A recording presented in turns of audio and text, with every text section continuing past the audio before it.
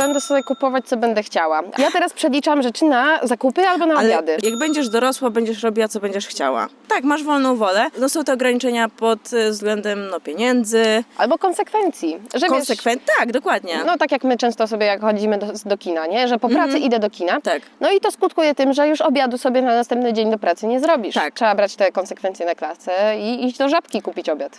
Jak jest się dorosłym, to masz wszystko pod kontrolą i w ogóle tak nie jest. Tak naprawdę to uczysz się improwizować. Dostrzegasz, że wszystko tak naprawdę jest na taśmę i na ślinę. No jak jest się, nie wiem, jakimś tam dzieckiem czy nastolatkiem, no i się wstydzisz, albo że co znajomi powiedzą. No i wtedy ci rodzice mówią, że o Jezu, weź dziecko, jak będziesz starsza, to będziesz mieć to wszystko w dupie. I taka jest prawda. I taka jest prawda, że im jesteś starszy, tym faktycznie coraz bardziej masz wszystko w dupie, więc No. to jest też mit Tak. pozytyw. Znaczy Jest. mit, prawda, pozytyw, nie.